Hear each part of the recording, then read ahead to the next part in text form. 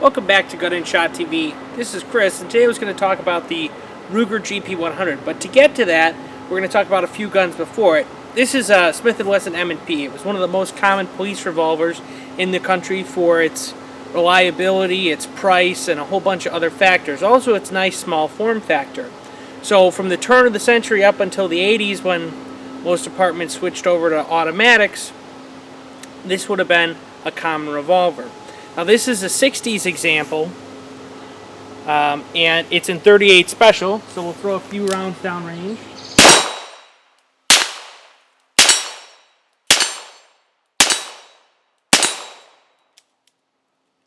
Okay, so that was your Smith and Wesson. So in the 70s, Ruger started going after those police contracts and came out with their own design for a, let's say, a mid-size 38 special 357 revolver.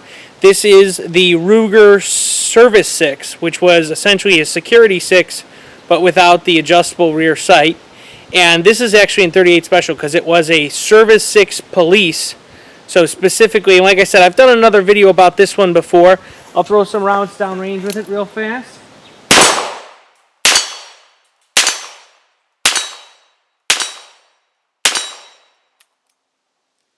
Okay, so this is a nice gun, great gun, shoots well, very strong. It doesn't have a side plate on the action. It's all comes in from the bottom of the trigger guard there. So they're very, very nice guns, very reliable, very durable.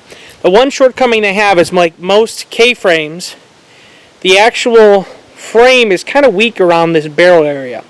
So most K-frame size guns, if you shoot a steady die to 357 Magnum, you're gonna actually damage the barrel, break the frame. You can have a whole bunch of different problems.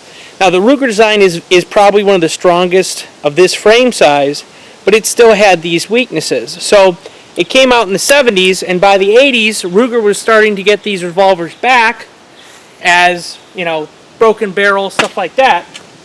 So they went back to the drawing board and designed a sturdier gun built for shooting 357 and 38 special, and that is the GP100. Now, I'll show you a couple important points that they changed. So they actually changed how the ejector rod functions. It's not actually attached to the ejector star. It's merely just a rod. Like, you can't rotate the cylinder with this. It's merely a rod, and it's actually off center on the cylinder. It doesn't actually line up in the middle. What that does is it allows there to be more meat on the frame up here. So that's a pretty important difference. It also, rather than using a little indent at the end of the ejector rod, it actually uses a solid latch that latches into the frame, kind of like a triple lock would have had in that area. So that's really sturdy. And then they also made an important change to the grip. Rather than have a metal frame with wood over it, this is actually a metal spur that runs down the rubber grip, and so the whole grip itself can flex, and you can use all sorts of different size grips that will fit that. So it's actually a really neat system for reducing recoil and, you know, having customization for the grip size. Now essentially a lot of the other pieces are similar. The functions for the cylinder latch and somewhat are similar to what the Service 6 Security 6 line had. You'll kind of see it's got a very heavy barrel. Now the early GP100s had only a half lug barrel, but this is one of the more modern ones. And the only other real interesting difference on this gun is this is a 5-inch, which was a special order. It's carried by Davidson's. Now, I actually received this gun as a gift from my wife as a wedding present. So, you know, I told her off, you know, if you want to buy me something, buy me that, thinking she would never do it because it is a special order item. But a lot of the old gun writers, Skeeter, Skelton, and Elmer and whatnot, really like the 5-inch. It's a really nice compromise between a full 6-inch length that's hard to tote and a 4-inch, which limits your potential energy from your round and ends up with a lot more flash and a lot less energy shooting a high-power Magnum round. So this is, like I said, a GP100, and it's pretty much stock. I did go through and change out the springs and do a few things and painted the front sight, smooth some stuff out. But other than that, pretty much a stock 5-inch. Now I did find a really nice Frontier gun leather. I guess it's Bianchi's company after he sold it. He opened a new company called Frontier. And this is a really nice 5-inch holster. It's actually for, I think, a 686 plus, but I had a real problem finding holsters for this gun. So I was more than happy to take it. It's a little bit larger than it needs to be, so it's a little loose, but I think that was the extra round for the 686 plus. I also found some really nice speed loaders that are Safariland Comp 2s. They make a Comp 1 and a Comp 3. The Comp 2 is the middle between the extra long one and the really short one. I really like these. They're easy to load, easy to use. You merely open the cylinder, push down, and now you have rounds loaded. If you'd like to unload it, you can put it right there, tilt it a little bit, and your rounds are all back there. All it takes is a simple push on the top of the rounds and a twist, and you're now all locked back in. So they're pretty efficient speed loaders. I've got the gun. It's in 38 Special or 357. You can shoot either equally as well. You can't actually find these in 38 Special due to some contracts and stuff that Ruger had with different companies. They did make them 38 Special only.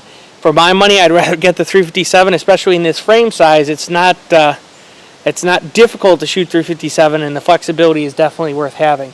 So without much further ado, I'm going to shoot some 38 Specials and some 357 Magnums, and then maybe we'll find a different target to shoot at.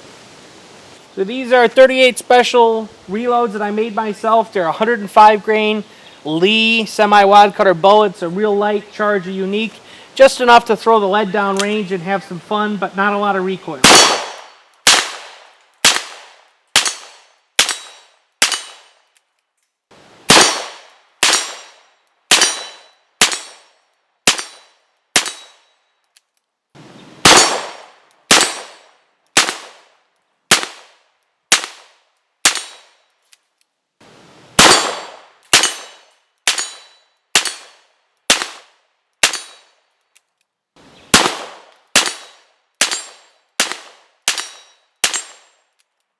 So in comparison to the 38 Special rounds I was first shooting, this is a, rather than a 105 grain semi-wad cutter, this is a 170 grain Keith semi-wad cutter and a 357 mag case with a pretty decent load of powder. So these will be a little bit louder, have a little bit more impact on the target.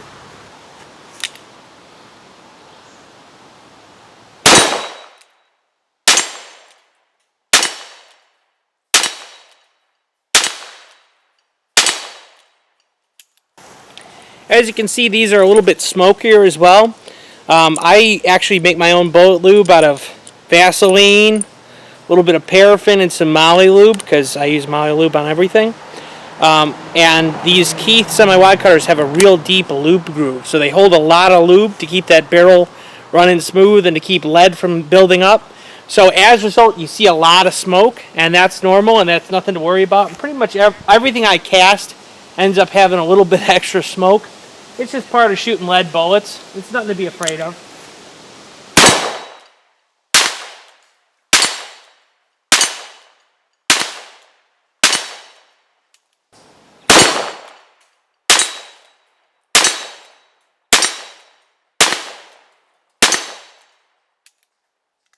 So all in all, the Ruger GP100 is a really nice, large frame. Not truly a super large frame like an N frame, but similar to an L frame in the Smith line. And it's awesome to shoot. It's a great gun. The trigger's not the most amazing trigger. Now I put springs and smoothed it up. It is a little stagey, but I find in double action you can actually stage it so you know exactly when it's going to break. And it's almost as easy as shooting it single action, but you're actually shooting double action. So I don't mind the trigger that much. Some people are, you know, it's not a Python trigger, obviously. So, but if you want to stick around, I'm going to put a old fax machine down there, move the camera down so you can see it a little better, and we'll see how it works on a fax machine. So here we have an HP OfficeJet 330. I'm not used to shooting a lot of fax machines, but we'll see how this one works out.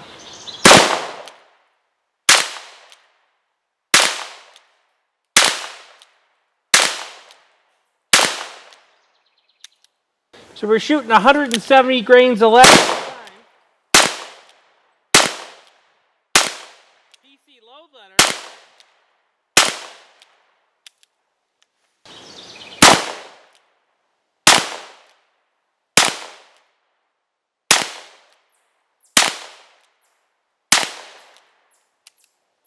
So we've thrown a few cylinders downrange. It's starting to look pretty haggard.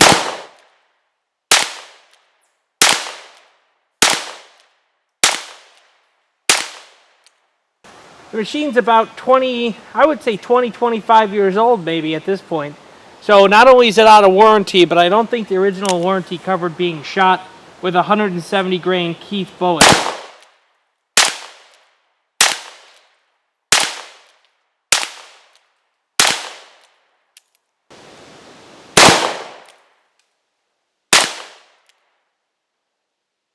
Try and hit the green send button.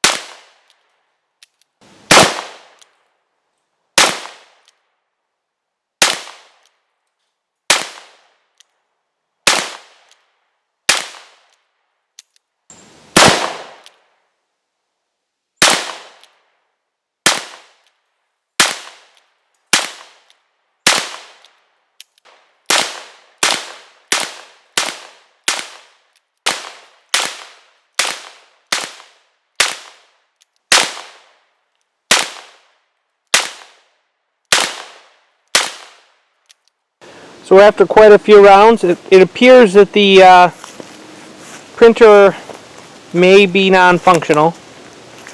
I'm not sure. Looks like there's some pretty severe damage internally. In fact, the case is no longer attached.